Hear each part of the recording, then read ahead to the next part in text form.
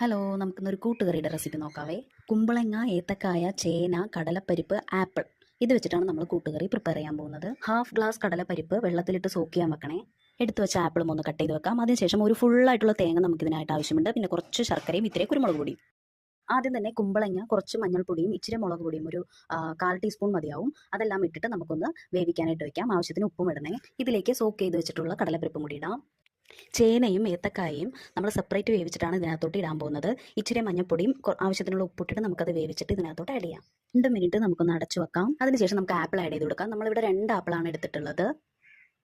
ഒരു ഫുൾ തേങ്ങ ചിരകിയതിൻ്റെ പകുതി പോർഷൻ നമുക്ക് കുറച്ച് ജീരകവും ഇത്തിരി കറിവേപ്പിലയും ഇട്ട് അരച്ച് ഇതിനകത്തോട്ട് മിക്സ് ചെയ്ത് കൊടുക്കാം.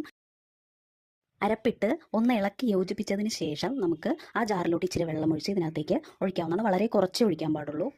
ഈ സമയത്ത് നമുക്ക് ബാക്കിയുള്ള തേങ്ങ ഒന്ന് വറുത്തെടുക്കണം. അതിന് വേണ്ടിയിട്ട് ഒരു പാൻ വെച്ച് അതിനകത്ത് കുറച്ച് കടുക് പൊട്ടിച്ച് 2 ഉണക്കമുളകും ഇട്ട് ഈ തേങ്ങ ഇട്ട് നന്നായിട്ടൊന്ന് റോസ്റ്റ് ചെയ്തെടുക്കണം. ഇത് ഈ കാണുന്ന പോലെ ഈ ഒരു കളർ ചേഞ്ച് വരുന്നത് വരെ നമുക്ക് റോസ്റ്റ് ചെയ്തെടുക്കണം. അപ്പോഴത്തേക്കും നമ്മുടെ കഷ്ണങ്ങളെല്ലാം വെന്ത് സെറ്റായിട്ട് വന്നിട്ടുണ്ടാവും. അപ്പോൾ അതിനകത്തോട്ട് ഈ ഒരു റോസ്റ്റും കൂടെ നമ്മൾ നന്നായിട്ടൊന്ന് ഒരു ചെറിയൊരു ബ്രൗൺ കളർ വരുന്നത് വരെ നമുക്ക് റോസ്റ്റ് ചെയ്തെടുക്കണം തേങ്ങ.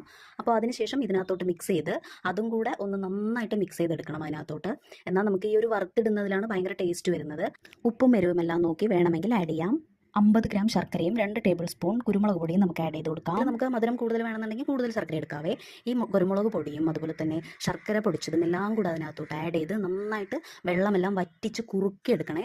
അപ്പോൾ നമുക്ക് നല്ല ടേസ്റ്റി ആയിട്ടുള്ള കൂട്ടുകറി ഇവിടെ റെഡി ആയിട്ട് കിട്ടും.